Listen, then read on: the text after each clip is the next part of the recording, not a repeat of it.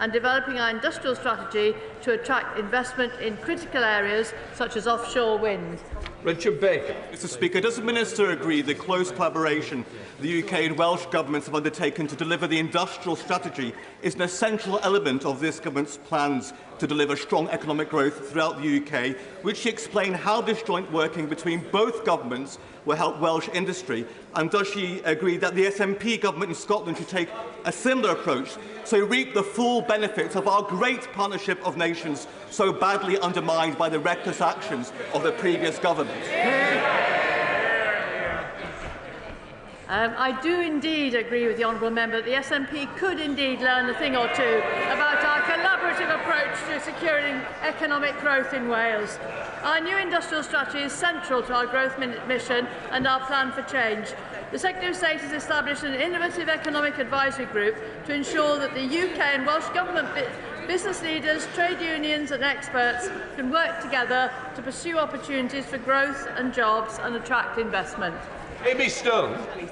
Mr Speaker, further to that answer, I see from recent press coverage that the SNP government is once again banging on about another independence referendum. This is despite the Supreme Court's ruling.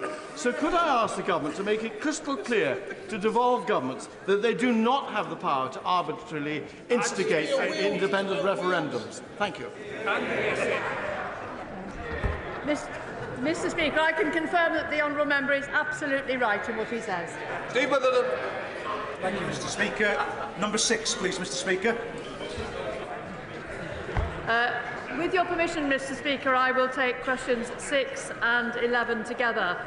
Since July, we have driven over £1 billion of private investment from Erin Holding and Kellogg's into Wales, creating and sustaining over 400 well-paid jobs in manufacturing. Our Welsh free ports and investment zones will together unlock billions in private investment and aim to create at least 20,000 jobs across all 4 corners of Wales. Steve Witherden. Thank you, Mr Speaker.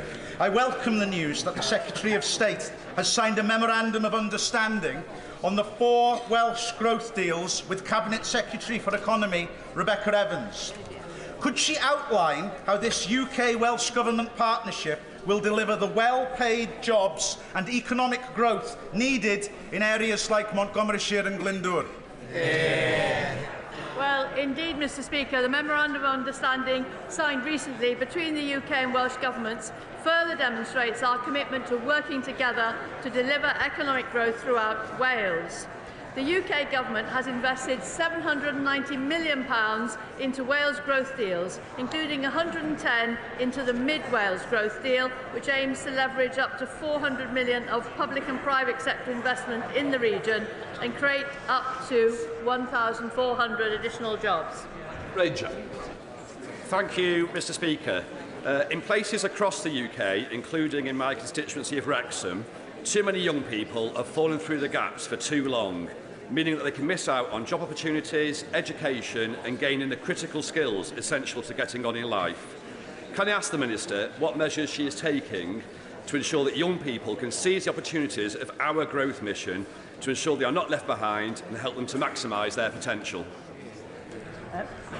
Well, Mr Speaker, today my Right Honourable friend the Chancellor confirmed that we are moving forward with the £160 million Wrexham and Flintshire investment zone, focusing on the area's strengths in advanced manufacturing, leveraging £1 billion of private investment over the next 10 years and creating up to 6,000 jobs. Growth is integral to creating the opportunities that young people need to get on in life. Will Stone. Question number 7, Mr Speaker. Minister.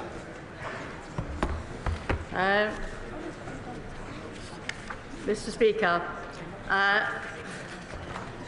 we on this side have long been committed to animal welfare. Indeed, it was my privilege under the previous Labour government to serve on the committee stage of the bill which became the Animal Welfare Act 2006. In our 2024 manifesto, we committed to further improve animal welfare, including ending puppy smuggling. As he rightly points out, this particular issue is in fact devolved to Welsh Government. Stone. Thank you, Mr Speaker, and I thank the Minister for the response.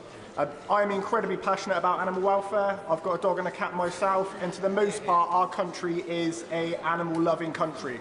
That's why I find it so shocking that we still have these practices like greyhound racing that treat animals as disposable.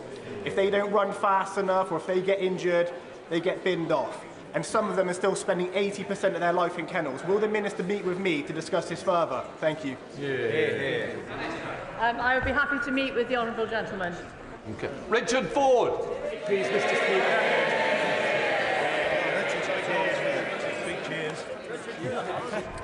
I'm working with the Energy Secretary to ensure that Wales plays a leading role in reaching our net zero targets and clean power by 2030 by supporting floating offshore wind, onshore wind, hydrogen, nuclear, tidal and carbon capture. We are seizing the unique economic opportunity of net zero to boost growth and create jobs across Wales. Richard Ford. Thank you, Mr. Speaker.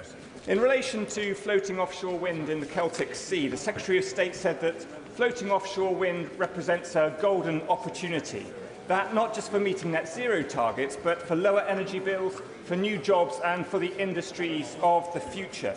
Does the government think that these opportunities from offshore wind can extend from the Celtic Sea into Cornwall and Devon too? The economic opportunities of floating offshore wind are very significant, and obviously the Celtic Sea is a big area covering areas from England and from Wales as well. So we are working closely to seize that economic opportunity of flow to deliver jobs and growth, and we'd like to see economic growth and jobs right across the United Kingdom. Right. We now come to Prime Minister's questions. Damien Egan. Thank you, Mr. Speaker. Question number 1, please. Minister. Thank you, Mr. Speaker. Communities across the United Kingdom have been hit hard by Storm Eowyn. I spoke with the leaders of the devolved administrations in Scotland and Northern Ireland over the weekend to work with them on support that's required and to pay tribute to all those responding on the front line. Mr. Speaker, kick-starting economic growth is the #1 mission of this government, to put more money in people's pockets and deliver on our plan for change. Today, the Chancellor announced our next steps to deliver the plan for change. A new Oxford-Cambridge corridor, redeveloping Old Trafford and supporting new runway at Heathrow. We're removing the barriers to investment, supporting innovation and going further and faster to boost growth. Mr. Speaker, this morning I had meetings with ministerial colleagues and others. In addition to my duties in this House, I shall have further such meetings later today. Mr. Speaker, this April the state pension will increase by £470 and over the course of this Parliament by up to £1,900, benefiting millions of pensioners. Does the Prime Minister agree that means testing the state pension would do severe harm, and will he confirm that this government will always protect the state pension and the triple lock? Let me be absolutely clear, Mr. Speaker. There will be no means testings of the state pension under this Labour government. We're committed both to the triple lock and to the principle that people should receive pension based on their contribution, regardless of their wealth. And he's right to say 12 million pensioners receiving £470 increase in April. And when people like the Leader of the Opposition say they want means testing, that means a cut. The difference is they cut pensions, we're increasing them. Leader of the Opposition, Kemi Benro. Mr. Speaker, may I take this opportunity to solemnly commemorate the 80th anniversary of the liberation of Auschwitz, and we remember the 6 million Jewish men, women and children who were murdered. The Holocaust stands as a unique evil in human history. Mr. Speaker, yesterday the Prime Minister set his growth test. He said, if a policy is good for growth, the answer is yes. If it's not, the answer is no. This morning, the Chancellor embraced a series of Conservative policies. Although many are welcomed, they will take years to deliver.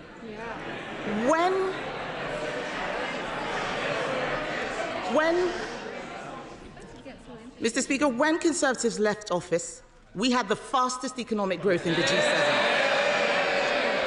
But what is the government doing for growth now? It's destroying it. let's look at the employment bill. The government's own figures say it will cost business £5 billion a year. It clearly fails the Prime Minister's growth test. Will he drop it? Mr. Speaker, I think the proposition they left a golden inheritance was tested on the 4th of July, which is why they're standing there. But she asked what we're doing. The ONS say we've got the highest investment for 19 years. PwC, second best place to invest in the world. IMF upgrading growth, predicted fastest growing major economy in Europe. Wages up, inflation down. Mr. Speaker, there's more to do. We're reforming planning and regulation, building the new homes that we need, supporting a third runway at Heathrow. And as she admitted to the CBI in November, there's no point me just complaining about Labour, she said. It's obvious that we Conservatives lost the confidence of business. We're not taking lectures from them. Mr. Speaker, he doesn't want to talk about the employment bill because he doesn't know about it. Last week, he misled the House. He was not on top of his own education bill, listening to Sorry. We can't accuse the Prime Minister of misleading the House. No. But he can't do it. I'm sure there's words that you would prefer to use.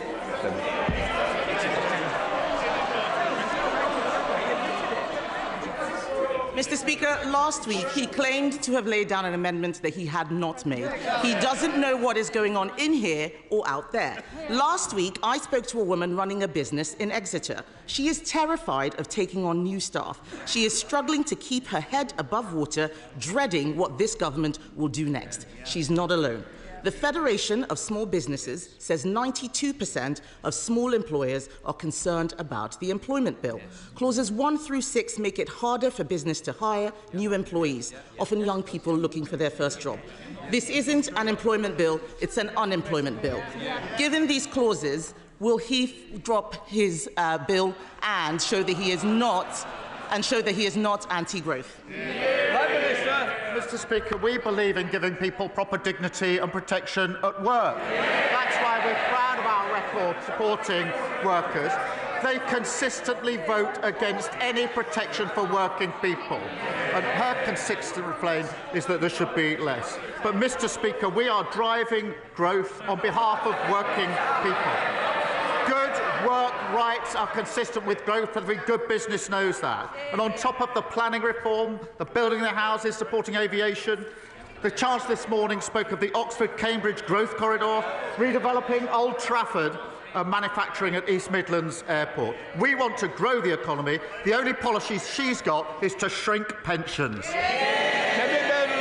Mr. Speaker, all his ideas are the ones that we thought of. He needs to make sure that we deliver for growth now as well as the future. To grow our economy, we must get more people off sickness and welfare and into work. Clauses 8 and 9 of the unemployment bill take us in the opposite direction by increasing entitlements. His government itself estimates that these changes will increase business costs from £600 million to £1 billion a year in sick pay. That will mean higher prices, fewer jobs, less growth. Will he drop these measures from the bill? Prime Minister? No, Mr. Speaker. I think they're good for workers and good for growth. This is the same argument they made against the minimum wage and every protection for workers. And she says they're their ideas. Mr. Speaker, she says she's in support of a third runway at Heathrow. Her Shadow Transport Secretary says that it would be calamitous. The Shadow Business Secretary is busy writing letters opposing airport expansion in his own backyard. Shadow Chief Secretary says the Oxford-Cambridge idea is flawed and he's against it. We're the coalition of builders, they're the coalition of blockers. Mr. Speaker, he forgets his own Chancellor blocked an airport in her constituency. They are hypocrites, Mr. Speaker. Let's talk about this employment bill. Part 1 of the bill means a new employee could start a job in the morning and take their employer to a tribunal that afternoon. It is no wonder that this bill has been called an adventure playground for lawyers. This bill is terrible for business, but it is great employment for lawyers. I know the Prime Minister loves the legal profession, but he needs to stop being a lawyer and start being a leader. This this is another measure in the bill that fails his growth test. Will he show some leadership and drop it? Mr. Speaker, I understand she likes straight talking. She's talking absolute nonsense. She knows, and anybody who understands anything about the bill or any employment law will know you can't start in the morning and go to the tribunal in the afternoon. Now, Mr. Speaker, we know she's not a lawyer. She's clearly not a leader. If she keeps on like this, she is going to be the next lettuce. Mr. Speaker, he does not know what his bill is doing. He should listen to business who are terrified of this bill. The only workers he cares about are lawyers, but it is not just lawyers benefiting from this bill. Who else benefits? It's not taxpayers. They will be paying for even more welfare. It's not young workers. They won't get their first break. It's definitely not businesses. They are being hammered with yet more burdens. Who benefits, Mr. Speaker?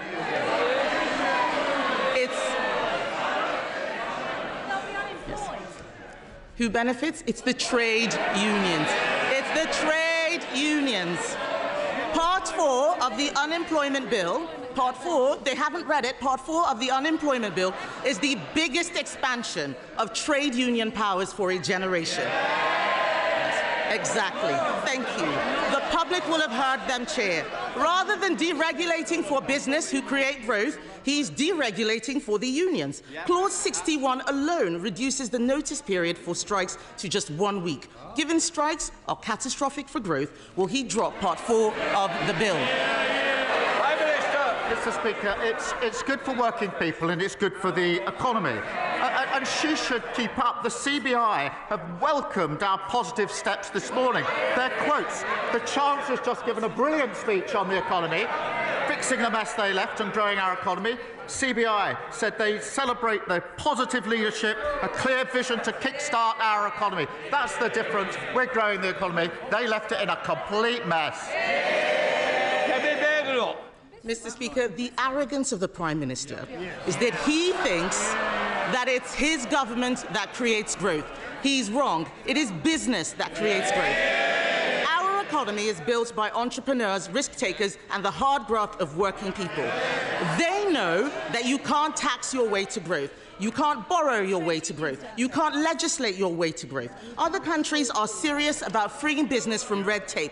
President Trump is doing it in America. Argentina is taking a chainsaw to regulations. Even the EU is not going as far as this left-wing government. This bill will put us at the bottom of the pack. Add it to the jobs tax, the family business tax. It's no wonder wealth creators are fleeing Britain in droves. The Chancellor is desperately trying to save her reputation. She knows Labour have damaged growth. This bill manifestly fails the Prime Minister's own growth test. If he won't drop the unemployment bill, what is the point of his growth test? She's got a nerve. They broke the economy, completely destroyed it. They broke the health service, completely destroyed it. They've ruined us on prisons and everything else you can mention.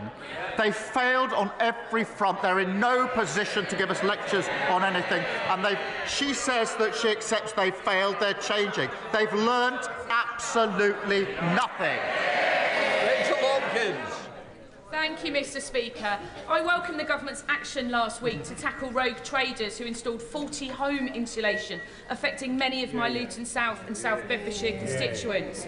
Does the Prime Minister agree with me that Labour's Warm Homes plan will tackle fuel poverty and bring down bills for families as part of our plan for change? Well, I thank her for that question. The party opposite have got a lot to answer for in the failing system that they've left behind. We've taken immediate action to ensure consumers insulating their homes are not let down again. We're investing £3.4 billion through our Warm Homes plan to upgrade 5 million homes. Thank you, Mr. Speaker. Leader of the Liberal Democrats, Sir Ed Davey. Thank you, Mr. Speaker. Can I take this opportunity to thank the Holocaust Memorial Day Trust for all their work in commemorating the 80th anniversary of the liberation of Auschwitz and say what a privilege it was to meet Holocaust survivors at their Guildhall event. When the honourable member, my honourable friend for North Devon, and I recently visited a hospital in Barnstaple, a surgeon there told us that it was like a ticking time bomb. he explained that a hospital that size needs 12 operating theatres to meet demand. They've got just 4.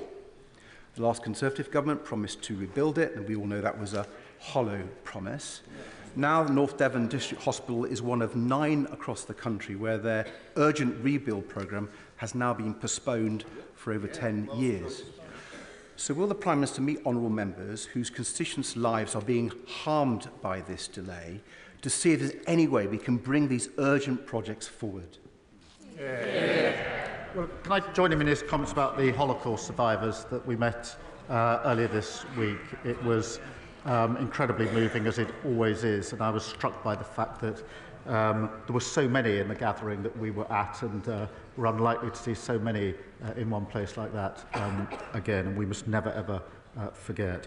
On the question of hospitals, look, I think people across the country are right to feel angry and betrayed and frustrated at the last government's non-plan on hospitals. It was unachievable, it was unfunded, it was empty promises. Under them, these hospitals would never have been built. Our funded plan, backed by the investment we've put in, will deliver them. We will take such steps as we can on hubs, etc., to advance quickly on waiting lists and operations, as he knows, and I'm more than happy to talk or to make sure that all constituents and members can meet relevant ministers. David. Mr. Speaker, last week the Prime Minister told me that it was going to take 3 years before social care reforms could be implemented. Now he's saying that urgent hospital rebuilds are going to take more than a decade. My honourable friends and I will keep coming back to this issue. If I can turn to economic growth, the Chancellor has now admitted that we need to go further and faster in the pursuit of economic growth, and we agree. But the Prime Minister knows we believe that means setting aside his objections to a UK-EU customs union, so our country can go further and faster in rebuilding our trading relationships with our European neighbours, especially with a threat to world trade posed by Trump's tariffs and Trump's trade wars. But if he won't change his mind today on a customs union, when he goes to Brussels on Monday, will he confirm to the House that he will open negotiations for the UK to join the Pan-Euro-Mediterranean Convention so we can start removing the growth-damaging trade barriers set up by the Conservatives? Our number one mission is growth. That's why we've set out all the initiatives over the last 7 months, particularly the ones this morning. He knows, in relation to the reset with the EU, which we're determined to achieve, that we have clear red lines when it comes to the single market and the customs union. So he knows where we stand on that. Debbie Abraham. Thank you, Mr. Speaker. Today's Joseph Rowntree Foundation report on UK poverty not only highlights who is most likely to be poor, but also the scale and increase in deep and enduring poverty. I was encouraged by the Prime Minister's response to me before Christmas at the Liaison Committee, where he explained and acknowledged that disabled people experience poverty because of their extra costs, and that while over 2 million disabled people can and want to work, many others cannot and should receive adequate support. Many vulnerable claimants are worried following speculation that the £3 billion of savings to be found in the Social Security budget may impact on their disability benefits. Will my right honourable friend agree with me that language matters and that their concerns must be heard? Yeah. Well, I thank you for raising this, and I know it's an issue that she's deeply concerned about and campaigns on. The rise in poverty, Mr. Speaker, caused by the mismanagement of the economy by the party opposite is unacceptable. Our approach to social security will ensure that work is accessible to as many people as possible as a route out of poverty. And, Mr. Speaker, that includes the new Connect to Work programme, expected to help 100,000 disabled people find and stay in work. Gavin Robinson. Speaker, may I firstly thank the Prime Minister and the Chancellor of the Duchy of Lancaster for their sterling support over the last number of days for Northern Ireland in the aftermath of Storm AO, and it's greatly appreciated and demonstrates how well the Union works. Mr. Speaker, on the 15th of August 1998, the fragility of peace in Northern Ireland was shattered when the real IRA detonated a bomb in Omagh town. 29 people died and a further 2 unborn twins never saw this world. Through the dignity and the stoic campaigning of Michael Gallagher, whose son Aidan died, a public inquiry was secured through the courts, who recommended in 2021 that the Irish government should similarly hold an inquiry to understand what could have been prevented, given the cross-border nature of this atrocity. The bomb was prepared in the Irish Republic and transported from the Irish Republic. Will he use his good offices to ensure that truth is delivered and justice arrives for the families of those who so needlessly lost their lives from Irish Republican terrorism? First, on the question of the storm, can I assure him that we will continue to work with the leaders in Northern Ireland to ensure that we deal with what was really devastating in Northern Ireland for very many people still without power and all the associated problems that are associated with that. In relation to the Omagh bombing inquiry, I thank him for raising this. It was a heinous and cowardly terrorist attack, and it shocked the world. Our thoughts are with the family members now taking part in commemorative hearings this week. I do welcome the Irish Government's commitment to cooperate with the inquiry. The Secretary of State for Northern Ireland has raised with the Irish Government the importance of working together on addressing these and all legacy issues, and I'm grateful for him for raising this very serious and important issue. Jack Abbott. Mr Speaker, the Ipswich Northern Bypass is a project of local, regional and national importance, one on which the future of our town and county hinges. But this critical project has been gathering dust for years, repeatedly blocked by people who refuse to act in our long-term interests. The Prime Minister has set out how our government will back the builders over the blockers. Will he now back the builders in my town and make this a project of national significance through our plan for change? Well, he's been relentless in seeking to boost growth and investment in Ipswich and Suffolk, and the gridlock his constituents face underlines the failure of the party opposite to deal with this when they had the chance to do so. Mr Speaker, we will fast-track decisions on at least 150 major economic infrastructure projects to kick-start growth, and I will make sure he gets a meeting with the relevant minister to discuss the issues of concern to him. In room. Thank you, Mr Speaker. As my right honourable friend said earlier, last week North Devon District Hospital got the devastating news that investment would be delayed 10 years beyond 2035. In the 5 years since the last government's empty promises, our hospital's maintenance backlog has grown to over £40 million. Given that £200 million has reportedly been spent just on consultancy fees for the new hospital programme, what funding for extra maintenance will be available for those hospitals that now face another decade of waiting? I thank him for raising this, and his constituents will be angry and frustrated at the empty, unfunded promises left by the Conservatives. Let's be clear, under their non-plan, North Devon District Hospital would simply not have been delivered. It's not been delayed, it was never going to be delivered, and they know it, he knows it, his constituents know it. We have put in place a funded, deliverable plan that will see the hospital built, and will work closely with the Trust to accelerate work. And the party opposite really owe his constituents an apology. Deirdre Cosson. Thank you, Mr Speaker. Children in Ealing Southall will be sleeping on sofas and on living room floors tonight due to 14 years of failure from the Conservatives. Ealing Council has joined over 100 councils trying to remove the barriers to give these kids a decent home to live in, something the party opposite don't seem to care about. As part of the government's plan for change, will the Prime Minister look at the 5 solutions put forward by these councils so we can secure the future of council housing for those children sleeping on the floor tonight? Well, she's right to raise this very serious issue. We are committed to working with every council to deliver the biggest increase in social and affordable housing in a generation.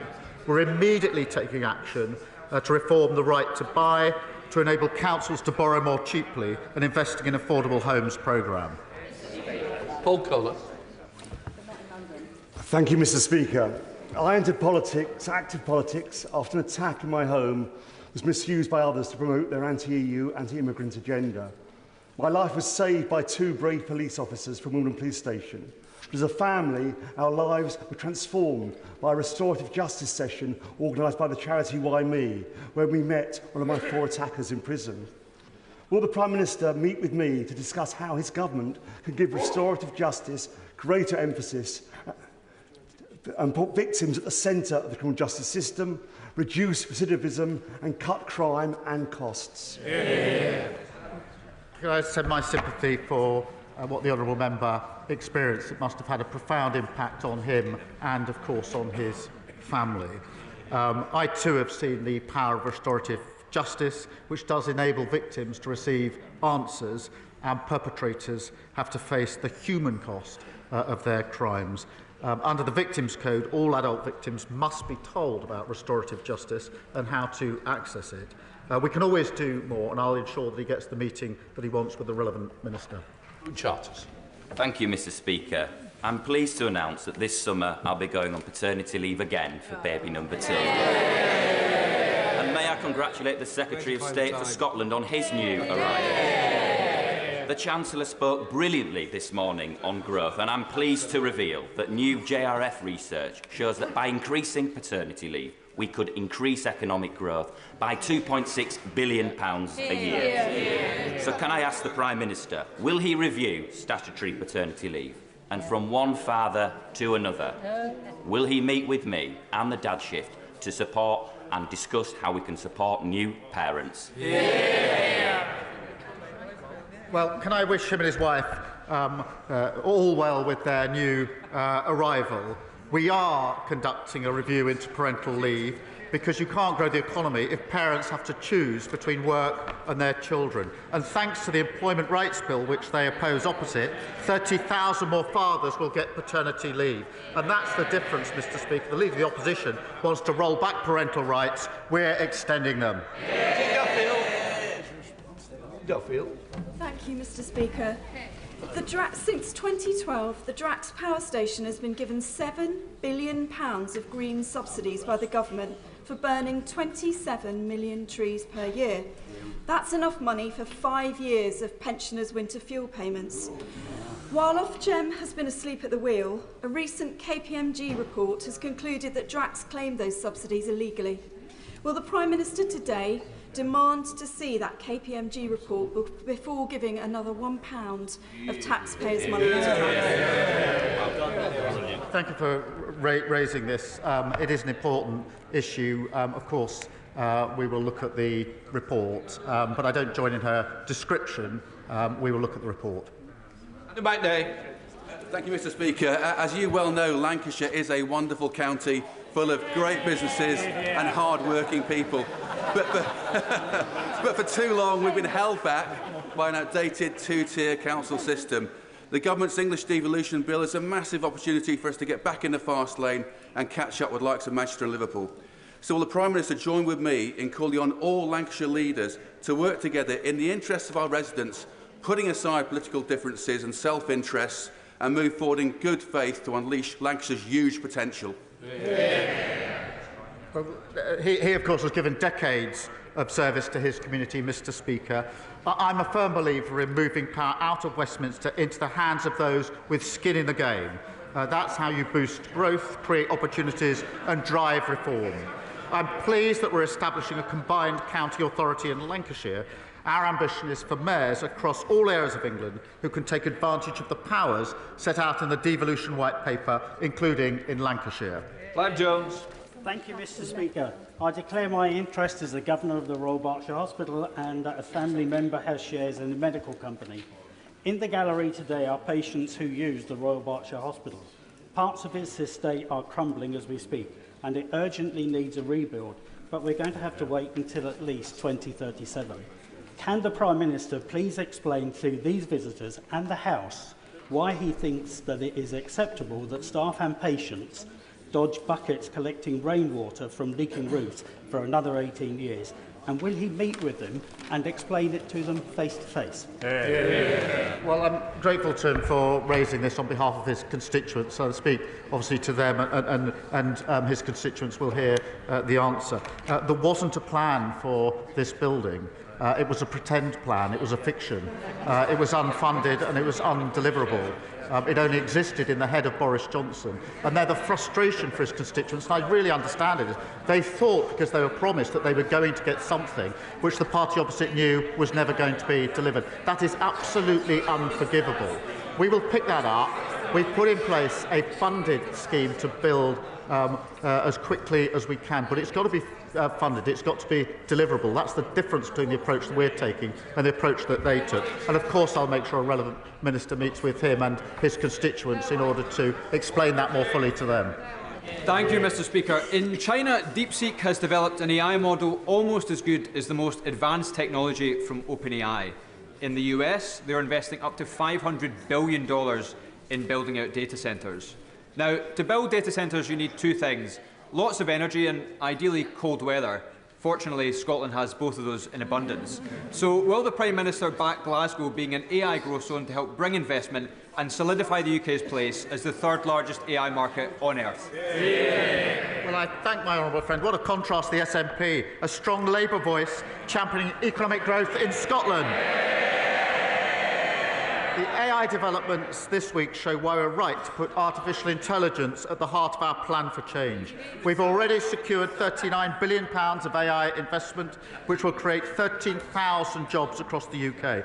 I agree with him that Scotland has real potential for AI growth zones. I'll make sure that he gets to meet with a relevant minister to discuss. John Milne. Thank you, Mr. Speaker. In my constituency of Horsham, my local council faces a £500,000 tax bill from the rise in national insurance, and my local hospice, St Catherine's, has had to mothball a brand new ward. What message does the Prime Minister have for all the public services that are outright losers at the hands of the very tax that's supposed to save them? Well, I'm grateful for him for raising this. As he knows, the settlement to local councils was an increase this year, so they have more money to deal with the problems they face. They were underfunded, broken by the last government. We've now put that support and that funding in place. That's the right thing to do. Thank you very much, Mr. Speaker. It was such great news when the government decided that it was right to pay compensation to the LGBT veterans who'd unfairly lost their jobs. But unfortunately, they're not alone. There are others who've been prepared to lay down their lives on behalf of the country who have also been treated disgracefully. I include in that list my constituent who was sacked from MI6 simply for being gay. Would my right honourable friend please commit to righting that wrong and for meeting my constituent? Well, I'm grateful to her raising this really important issue. All those who serve our country deserve our fullest respect and gratitude. Mr. Speaker, that's why we're righting the historic wrongs inflicted on LGBT veterans, already significantly increasing compensation available and enabling them to get their ranks restored. I know the issue she's raised is a real issue to the Foreign Secretary. He's looking at it, and I'll make sure she gets to talk to him about it, but we do need to deal with this historic injustice. She's right about that. Jim Allister. Thank you. Given the strategic commitment to Irish unity in the programme for government of the new government in Dublin, can I ask the Prime Minister whether he and his government have a strategic and economic interest in retaining Northern Ireland within the United Kingdom? And if they do, why then is he continuing with a system whereby, in over 300 areas of law in the economic sphere, Northern Ireland is subject not to UK law, but to the same laws that apply in the Irish Republic, laws we don't make and can't change? Mr. Speaker, we're proud of and totally committed to the Good Friday Agreement. And Northern Ireland matters to this government. It matters to me. He will know I worked there for 5 years with the police service in Northern Ireland. I want to see Northern Ireland secure, safe for all communities and thriving in the future. And I believe that it can be, and we'll be doing everything to make sure that it does. Elvin Bailey. Thank you, Mr. Speaker. Tomorrow marks the 20th anniversary of the loss of Royal Air Force aircraft X-Ray Victor 179 and the 10 UK service personnel that were killed on board. Known to their friends as Steady, Smudge, Gary Nick, Pards, Gibbo, Richie, Bob, Dave, Jonesy and Paddy. These people were killed on a routine flight between Baghdad and Balad as a result of a poorly protected aircraft. This was the largest single loss of life in the Iraq War. Would the Prime Minister join with me to thank and recognise our service personnel for their service and their sacrifice, and the stoicism of their family as we join to commemorate such a tragic moment? Well, I thank him for reminding the House of this case, and I know that condolences of the whole House remain with the families of these brave soldiers. We will never forget the vital role they played to support the coalition operation in Iraq. Can I thank him and pay tribute to his service? We are immensely proud of our armed forces and their courage and dedication as they keep our country safe. Sir Jeremy Wright. Thank you, Mr. Speaker. The Prime Minister may know that this time last week, representatives of those who've been injured seriously by COVID vaccines were giving evidence to the COVID inquiry, including my constituent Kate Scott. I hope he also knows that the compensation available to those people isn't adequate and isn't adequately accessible. I'm grateful to the Health Secretary for the thought I know he is giving to how that position may be remedied. But can I ask the Prime Minister to give his personal support to that objective? Not just because it's the right thing to do for the people affected, but also because it will support the objective we should all share to maintain public confidence in vaccination. Well, thank you for raising this, and as he says, the Health Secretary is looking at it, and I can assure him I will also look at it with the Health Secretary, and we will get back to him as we do so. Rachel Taylor. Thank you, Mr. Speaker. This week, I heard a story from an elderly resident in Bedworth. Colin Basra phoned the GP surgery to make an appointment for his elderly wife and was told no appointments would be available for 3 months. Does the Prime Minister agree with me that this is utterly shocking and horrifying and is a direct result of 14 years of neglect by the party opposite? Well, I thank her for raising it. She's right to raise it. She's absolutely right. The damage they did to the NHS was absolutely unforgivable. We are taking steps to make sure more GP appointments will be available. We're getting the waiting list down. We're putting the investment in the NHS. As with everything else, we're clearing up the mess that they left behind. Final question, Andrew Rosender. Thank you, Mr. Speaker. The Prime Minister should know that my constituents in Romford are shocked, angry and dismayed by the suggestion by the ONS that the population of this country will rise to 72.5 million by 2032. Mr. Speaker, that's 500,000 people a year, which is unsustainable. Who voted for that? And will the government do something to ensure that the population of this country is sustainable going forward? Because there is no mandate for such a colossal increase in immigration in this country. I think he should talk to his leader. Because net migration went through the roof under the last government, nearly 1 million, quadrupled. And who was cheering it on? Who was cheering it on? The leader of the opposition. His constituents are right to be concerned about the loss of control by the last government. We're taking control. We will bring these numbers down. But the record is absolutely clear, and it sits right there. That completes Prime Minister's questions. We'll let the front bench change over.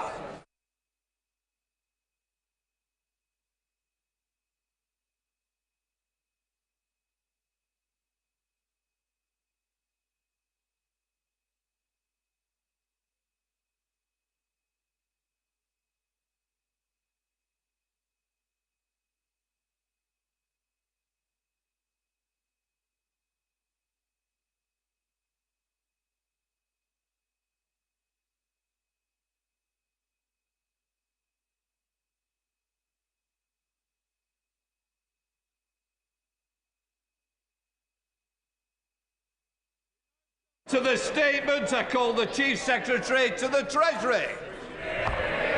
Thank you, Mr. Speaker. With your permission, I would like to update the House on the government's work to unlock investment and secure economic growth. This is the #1 mission of this government, Mr. Speaker, because without growth, we cannot deliver on the priorities of the British people. It will mean that we can't cut NHS waiting lists or rebuild our schools or put more police on our streets. This is why our pursuit of growth is our first mission, putting our country on a new path towards a brighter future after 14 years of failure from the Conservatives. By helping businesses to invest and create wealth, they can provide jobs and opportunities that change lives, putting more pounds in people's pockets and rejuvenating communities across the country. And we have seen progress here already, Mr. Speaker, with huge private sector investments into our country since this government came into service. But now we must go faster and we must go further. We must help businesses and places to achieve their potential. And we do this by being an active and strategic state, one that works in true partnership with businesses, investors and local leaders to deliver for the British people in every corner of the country. This principle was at the heart of the Chancellor's speech earlier today in Oxfordshire, where she announced the latest steps this government is taking to drive growth across the country. And I am pleased, Mr. Speaker, to update the House on these announcements now. The economic growth that we are pursuing, Mr. Speaker, must reach into every town, city and community across the United Kingdom. Inclusive growth for everyone, not just for those at the top. Because there is untapped talent and unrealised opportunity throughout the country, and we cannot let that go to waste any longer. If we can raise the productivity of major cities like Manchester, Birmingham and Leeds just to the national average, then we will deliver an extra £33 billion in economic output. So I can confirm that our plans for regional growth will be hardwired into the spending review, into the infrastructure strategy, into the industrial strategy and into our approach to trade and investment. We are already providing £200 million of funding to support development of a new mass transit system in West Yorkshire. And at the autumn budget, we secured improved connections between towns and cities from Manchester through to York. And we are developing our plans to further improve connectivity in the north and across the country through our 10-year infrastructure strategy, which will set out our long-term vision for social and economic infrastructure across the country. Today, Mr. Speaker, we are progressing with the Wrexham and Flintshire Investment Zone, focusing on the area's incredible strengths in advanced manufacturing to leverage in £1 billion of private investment and to create up to 6,000 new jobs.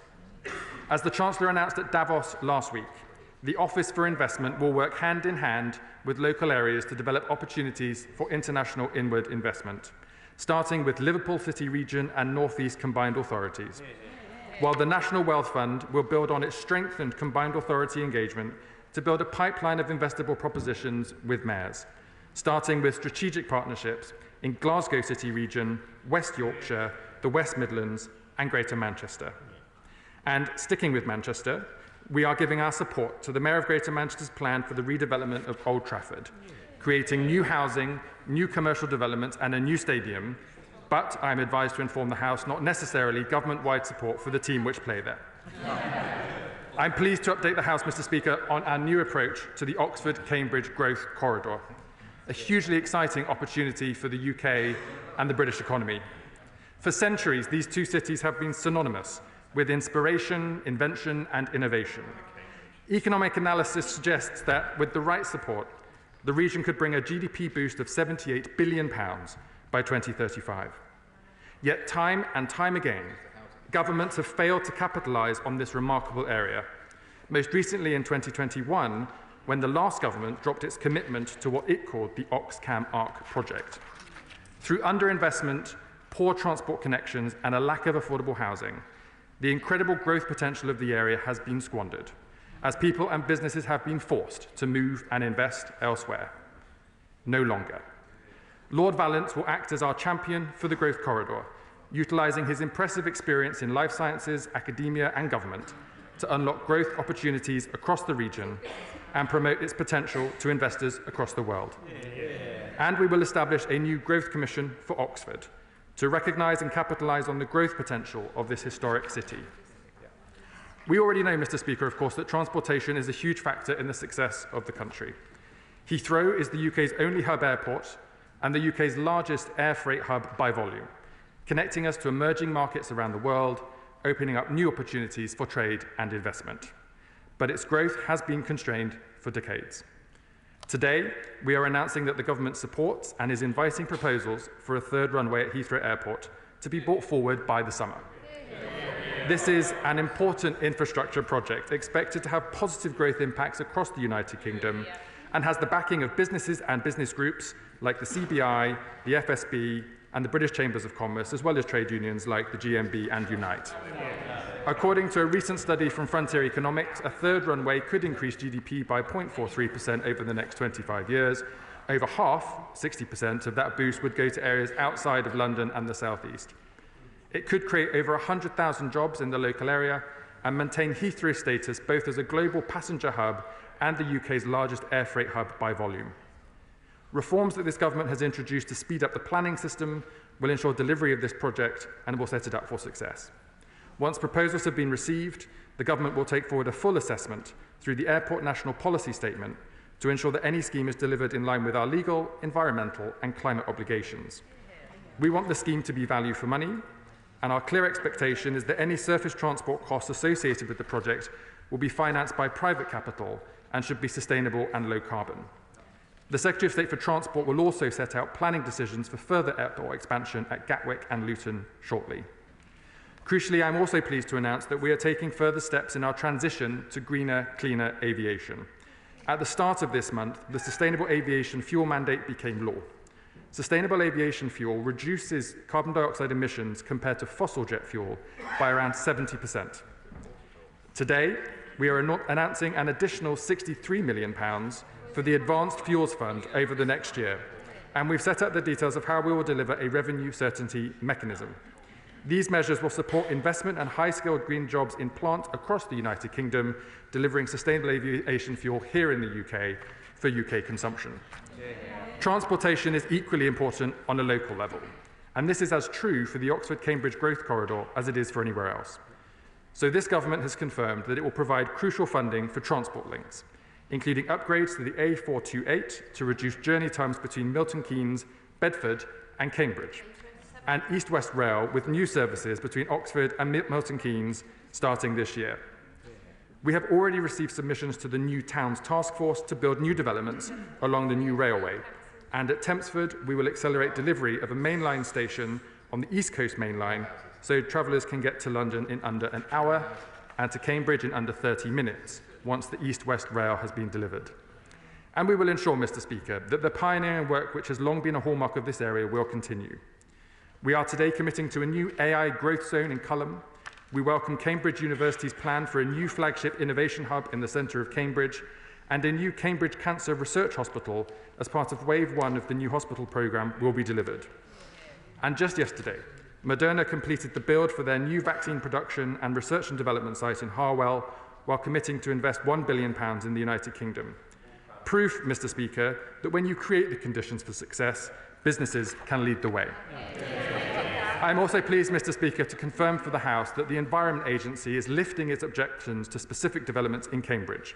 So we will press on with plans to develop 4,500 additional homes, new schools, office, retail and lab spaces in and around Cambridge. And in a further boost to the area, we have now agreed water resource management plans with water companies, unlocking £7.9 billion of investment in water resources in the next 5 years, including the new Fens Reservoir serving Cambridge and the South East Strategic Reservoir near Oxford. Mr. Speaker, this government has come in with a purpose, to bring growth and with it opportunity to the country. In just 6 months, we have taken the tough decisions to make that possible, and we are taking on the responsibility of a government that delivers real change for people. No longer the hollow promises of the Conservative Party, but change delivered under this Labour government. Working with business, working with local leaders to drive the growth that will lift up this country. Now, Mr. Speaker, we must go further and faster, so that the next generation and the generation after that will have the opportunities that they deserve, to ensure that Britain is strong and successful once again in a fast-changing world, and so that everybody in this country can have the chance to succeed. Today's announcement, Mr. Speaker, will help to make that a reality and shows how our plan for change will build a better Britain, and I commend the statement to the House. Shadow Chancellor of the Exchequer.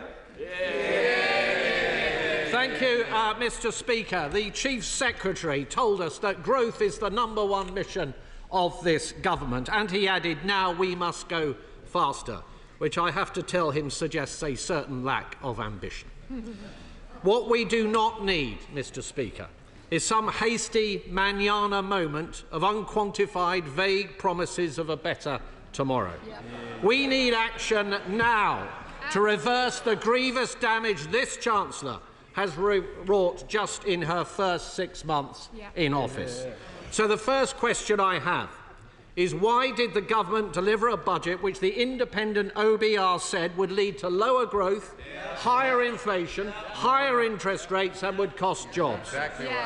And I have to tell the right honourable gentleman that going for growth in the 2030s means nothing to the businesses who have already stopped hiring, shed workers or put up prices thanks to Labour's ruinous policies. Mr. Speaker, it is hard to escape the conclusion that these announcements have been hastily cobbled together by a government which is under increasing pressure to change course but is seemingly incapable of doing so. So I ask the right honourable gentleman, why have these announcements only come now, when the Labour Party had years in opposition and had months in government leading up to its first budget? Now, Mr. Speaker, if the government really did want to unleash investment, innovation and the private sector, they should not have decided in the autumn to have substantially increased the tax burden and the size of the state. By doing so, far from encouraging private investment, they are actively squeezing it out. So can I ask the Chief Secretary to reassure businesses right now that there will be no further growth-destroying fiscal measures, including tax rises, in the spring statement? Mr. Speaker, is not the truth that the damage is already being done? That is the case even before the party opposite's tax rises bite in April. The economy is flatlining. That is happening right now. So I ask the right honourable gentleman, will any of these announcements actually have an impact within this Parliament? And what impact are they likely to have, if any, on the OBR's forecasts in March? Mr. Speaker, incredibly, the Chancellor said in her speech that businesses are what drive growth and the government should support them. Yet this is a government that has driven business confidence off a cliff, taxed it to the hilt, and through its upcoming employment legislation will be hitting them still further and with ever more job-destroying red tape. So can the Chief Secretary set out what the overall impact of government policy decisions since July has been on regulatory costs for businesses? And does he agree with the Business Secretary's extraordinary utterance on the media this morning that the government has not hammered businesses? The Chancellor claimed this morning she has seen no alternative suggestions from the opposition. Let me give her one now. Last year, the Conservative manifesto included £12 billion in welfare savings. At the time, the Labour Party said the money simply isn't there. Now we are told that the government will shortly be coming forward with plans for welfare reform, another Damascene conversion. Mr. Speaker, if they had grasped this issue when they came into office, they could have tackled the rising welfare bill rather than taxing jobs and killing growth. Their failure to act means that businesses and millions of people are paying the price. So can the right honourable gentleman today commit to matching that £12 billion? Or can he at least tell us the scale of savings we can expect from his promised reforms? Mr. Speaker, some of the announcements made today are of course welcome. The role of the opposition is not to oppose for opposition's sake, not least because many of the measures are reheated from the previous Conservative government. The plans on pension investment, for example, seem oddly familiar to us, probably because they were simply to continue the reforms that I was bringing in when I was Secretary of State at Work and Pensions. But even here, we must wait and see before passing judgment, because the fact of the matter is this government have shown we simply cannot trust their word. They promised not to raise taxes, they did. They promised not to cut winter fuel payments, they did. They promised not to borrow more, and they did. We need to see action, not just words. Mr. Speaker, the Chancellor talks about removing barriers to growth. Oh yes, she talks about it. But this talk comes from the same person whose budget killed the economy and growth, stone dead. If we are looking to remove the greatest barriers to growth in this country, perhaps we should start with the Prime Minister and the Chancellor of the Exchequer. Chief Secretary. Thank you, Mr. Speaker.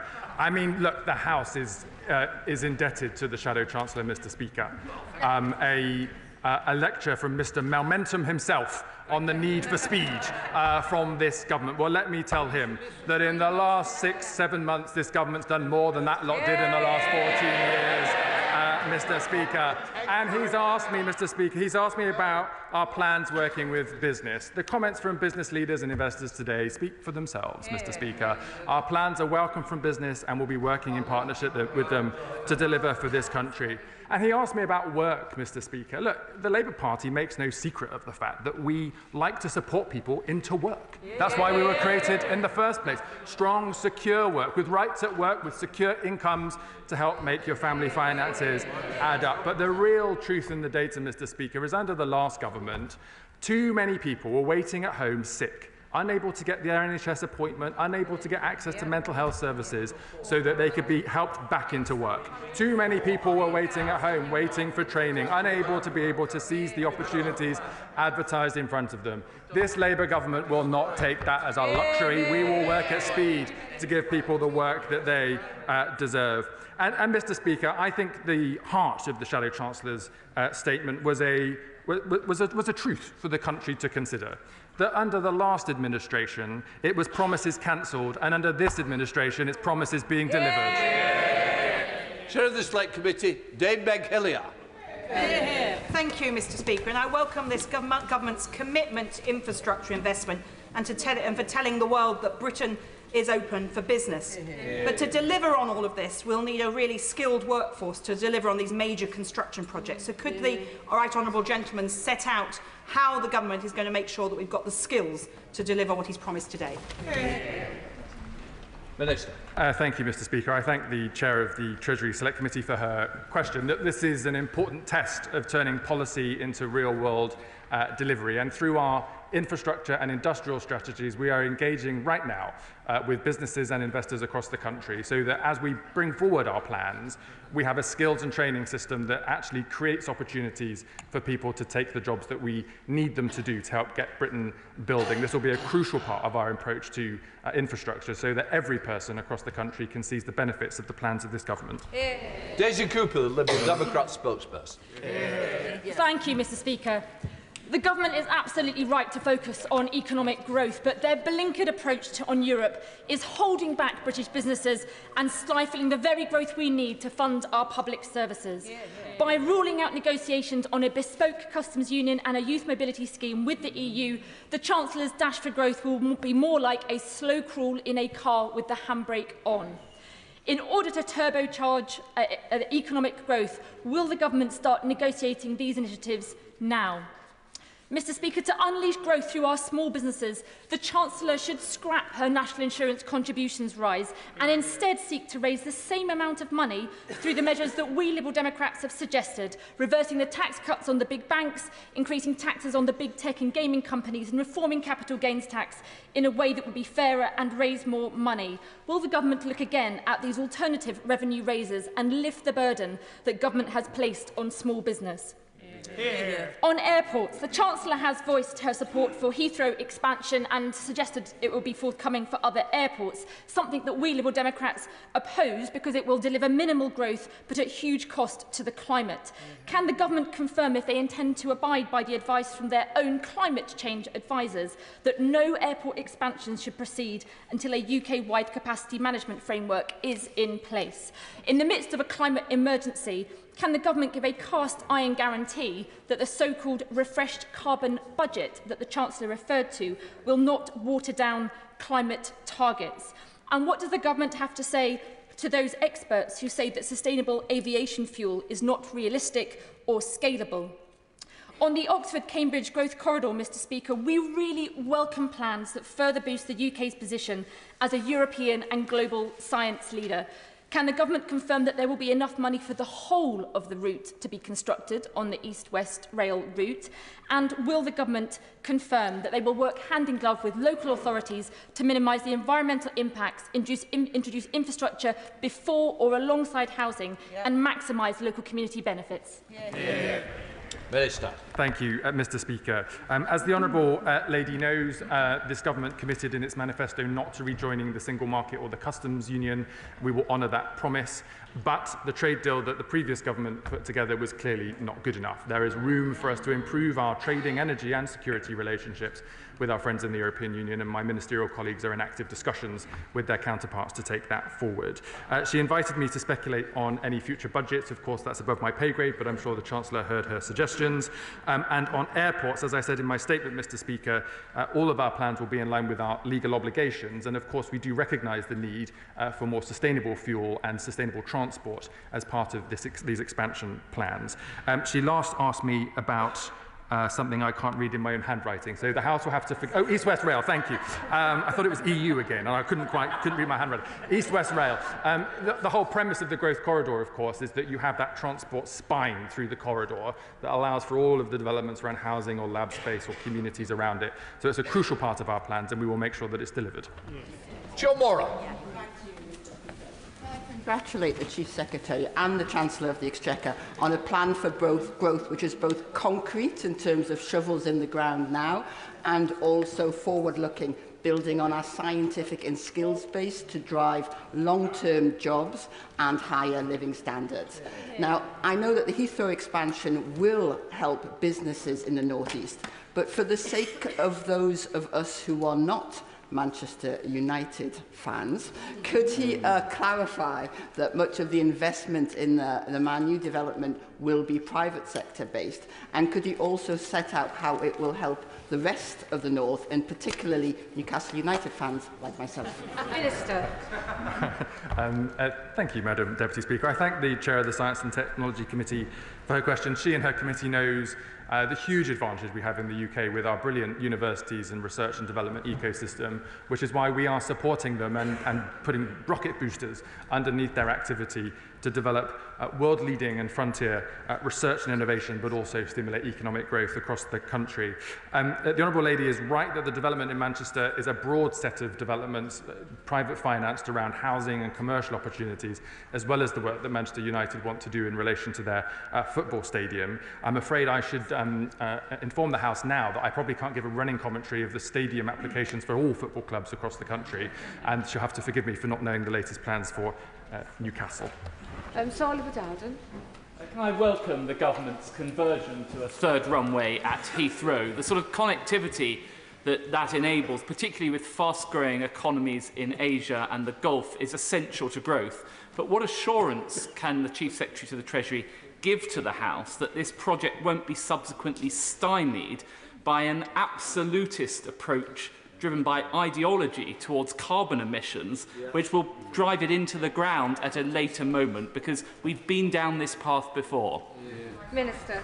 Thank you, Madam Deputy Speaker. The Right Honourable Member knows he's been down the path before, because it was his government that went down it and blocked all of these developments from happening over the last 14 years. The reason this government is working on reforms to the planning system and looking at national policy statements, thinking about our skills and infrastructure supply chains, unlocking private capital, is because we are a government that wants to get Britain building again, not blocking the projects that have been stalled for years under the last administration. Select Committee Member Jivan Sundar. Thank you very much, Madam Deputy Speaker. Investment is what makes us more prosperous, it makes us produce more work, it gets wages rising and it creates good jobs. And I'm an East Midlands MP and we have some of the lowest investment rates in the country, the lowest transport infrastructure, some of the lowest private investment as well. It's why I welcome the announcement today of £1 billion going to the manufacturing and logistics hub of the East Midlands Airport. I especially welcome the 2,000 extra jobs that my constituents in Loughborough, Shepshed and Havant will benefit from. But can the Chief Secretary assure me there's just the beginning of investment we could expect to see in the region and indeed for my constituents? Yes, sir. I thank my honourable friend, who is a strong advocate for the economy in the East Midlands and for his constituency. He will know that I visited the region last week and met with businesses and investors with our mayor in the region, Claire Ward. They're doing a brilliant job to secure inward investment into the region, and there's a huge amount of untapped potential in the East Midlands. I'm pleased the Chancellor was able to make announcements today, and we very much look forward to hearing from more business cases and more potentials in the future so we can unlock growth in the East Midlands. Select Committee Member Dame Harriet Baldwin. Thank you, Madam Deputy Speaker, and I'm sure the Chief Secretary knows and admires the plan for growth of Worcestershire County Council, which is Conservative-led. They've been working through it. They've built a new train station on the North Cotswold line, which connects Worcestershire to Oxford. And a lot of that line is still single track. So will he urge the Oxford Growth Commission to have a look at the extensive work that's been done by Oxfordshire County Council and Worcestershire County Council to find a way to double the frequency of the train services on that stretch of track? Minister. I thank the Honourable Lady. The Growth Commission will be looking at all potential options for stimulating growth. We want to try to find these strategic enabling investments across the country to unlock, for example, house building and inward investment, and I'm sure they'll look at those proposals with interest. Select Committee Member Rachel Blake.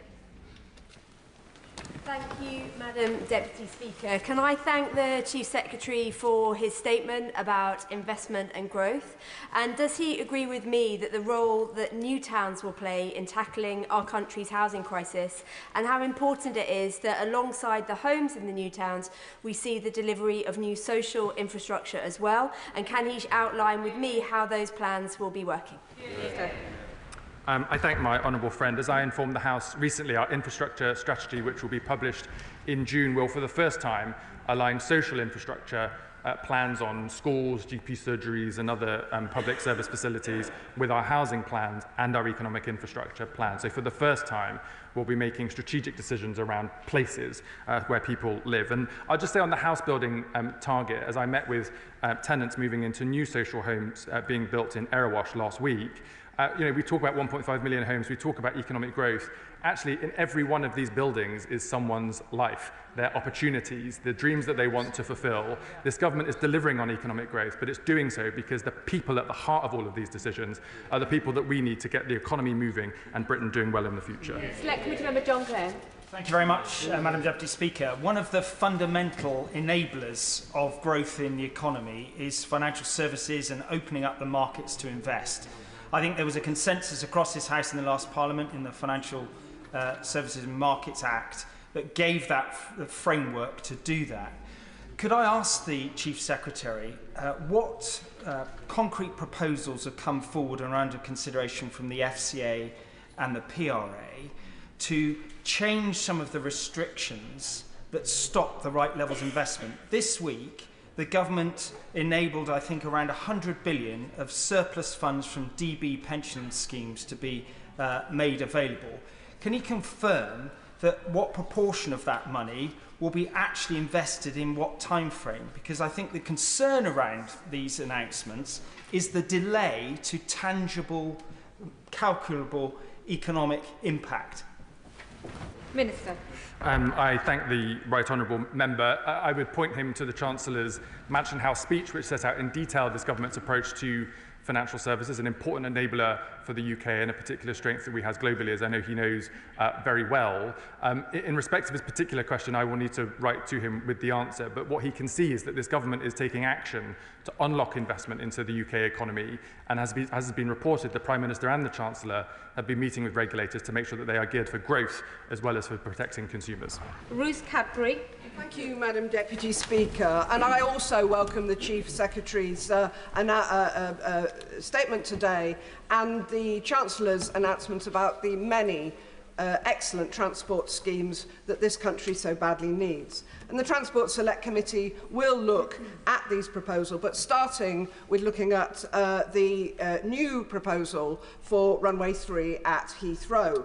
He links this proposal to all UK-wide growth, but did the Treasury consider figures that the DfT had in 2020 that predicted that between 2010 and 2050 there would be a 24% cut in flights between regional airports in the UK and Heathrow because of the way the market for slots at Heathrow actually operates, rather than what regional airports say they might want?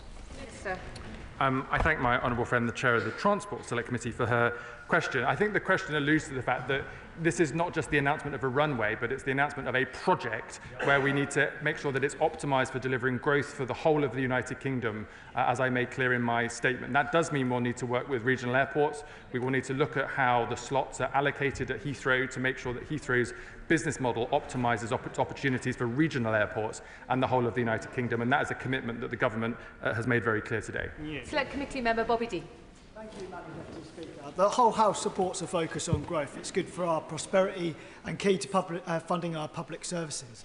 But growth not only has a rate, but a direction too. And how we seek to achieve growth is about choices. And if we choose to back measures that undermine our net zero targets, then we might be going for growth today with severe consequences for tomorrow. So how does the government justify its choice to back Heathrow expansion over more sustainable rail transport projects across the country? Minister. I thank the honourable member. I'm sure he will share my view that you can achieve growth through your net zero plans. These things are not an either or. And for example, the announcement on this government supporting investment into Heathrow today and our investment into the sustainable aviation fuel sector will stimulate investment into net zero technologies and industry in the UK. This can be a win-win for the economy and for the environment. Honor Naismith. Deputy Speaker, and can I welcome my right honourable friend's statement today, which I think demonstrates a real commitment by this government to take the shackles off our economy. And can I particularly welcome his commitment to a 10-year transport infrastructure plan, as well as the measures already announced to boost connectivity across the Pennines and elsewhere. Will he commit to continuing to see what can be done to address connectivity and capacity challenges north of Birmingham arising from the cancellation of HS2? I thank my honourable friend. These are exactly the issues that departments are now considering as they bid to the Treasury in the spending review. As we move into those negotiations in March, we will have to look at the best growth potential for those and what we can get delivered on what time frame, and we'll be able to confirm those plans in the coming months. Richard Holden. Thank you very much indeed, Madam Deputy Speaker. There's nothing in the statement today about the Lower Thames crossing, already delayed twice by this government, one of the biggest infrastructure projects, which is going to have a huge impact on the entire country in terms of that crossing and what it's going to do.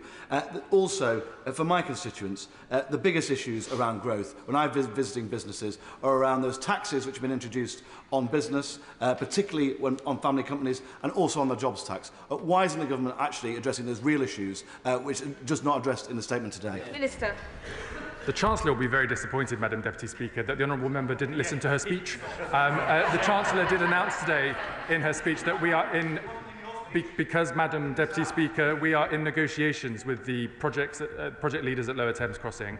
We are committed to bringing it forward, and we'll have further announcements to make in due course. Andy Slaughter. Thank you very much, Madam Deputy Speaker. Can I congratulate the Chief Secretary on his statement, but add a word of caution on his plans for Heathrow? Will he ensure there's a full cost-benefit analysis of any plans for a third runway that looks at the costs of the climate, to public health and to already saturated transport infrastructure?